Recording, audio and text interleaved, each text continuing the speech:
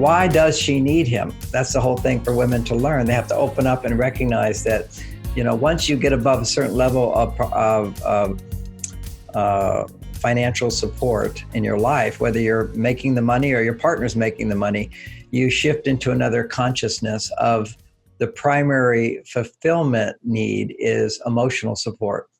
So a woman has to be keyed into recognizing that, yeah, she's successful, she has money, but it's no fun, or she's tired of doing everything herself without companionship. And she needs affection. She needs warmth. She needs communication. She needs sharing time. She needs understanding. See, these are needs inside, but it's not a solution unless she can feel that need to be heard, the need to be touched inside, seen, and then eventually into the need for sex, physical intimacy. So intimacy is a very profound need.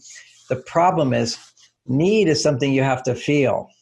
And if you're very independent, often you don't feel your needs, because being independent tends to trigger the hormone testosterone, and testosterone tends to lower estrogen. And the research shows that when your estrogen levels are low, you don't feel, they don't actually say you don't feel your needs. That's me reading into it. What the research shows is that affection has little effect on your hormones if your estrogen levels are low.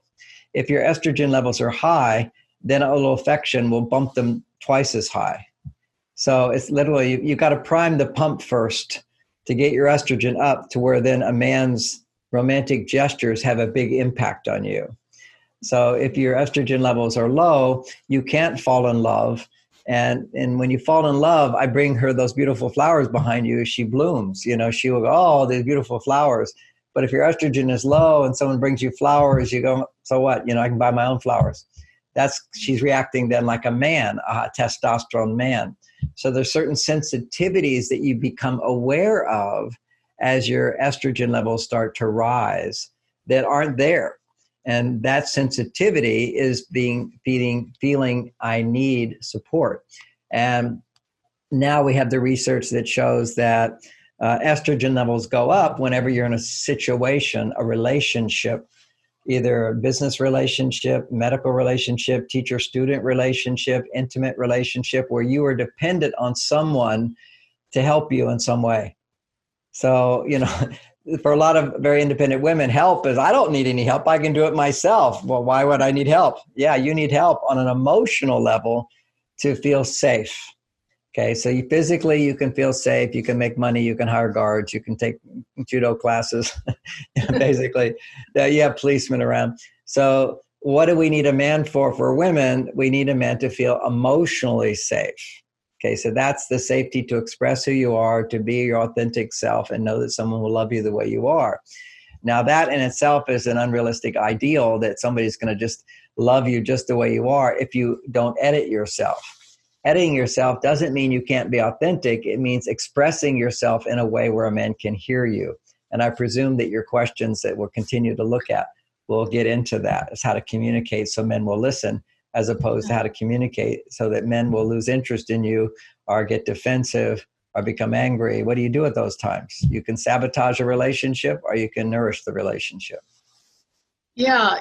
Some of my questions are centered around that. I just want to make one comment to put the exclamation point of what you just said there, John. I think sometimes when women hear this word need and being in touch with their needs, I agree with you. That's so important, because how can we expect a man to read our minds? We can't. It's not going to work. But a lot of women, I think, hear that as neediness. And I just want to say there's a big distinction, right? There's a big distinction. And you framed it, which is true, which is what you said. But a bigger part of this is for the woman to discover within herself these needs and to feel them. To access your loneliness is not a friendly feeling. I'd rather be busy. To access a feeling, why doesn't anybody love me? That's called feeling unworthy. You can go, but look, I'm so beautiful. Look what I can do. Look what I've accomplished. Of course I'm worthy. But inside, there's a deep feeling inside there, often of feeling inadequate, unworthy, afraid, vulnerable.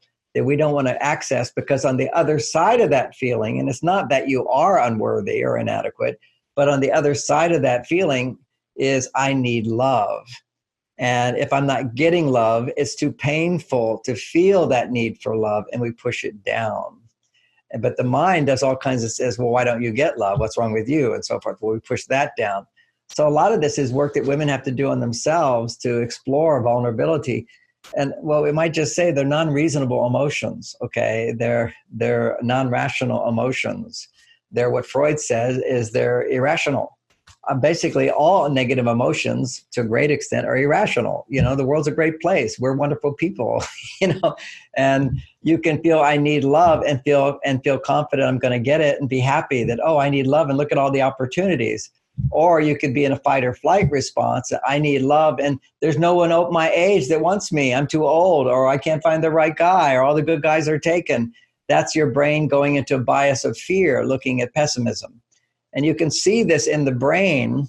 They can see brain scans. When you're being pessimistic, it goes to the right part of the brain up here. And when you're being optimistic, it's going to the left side of your brain, which is, you know, right up here. You'll see blood flow when you think, oh, I can have, look at that. That's a possibility. That's a possibility. That's a possibility.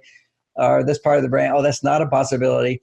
And generally speaking, it's when you're living in this bias that you can't have it. And these are deep-seated beliefs inside of ourselves that maybe we're not aware of.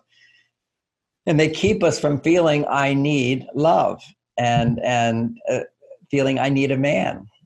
And, you know, the way the culture is today, it was so easy in the past to go, I need a man because I don't have a job. I got babies. So I needed a man. But now I got a job. I can make money and I don't have babies anymore. So why do I need a man? You need love, and a man can provide that love. But you also then need to know skills to get it, because men don't know how to do it. Yeah, exactly.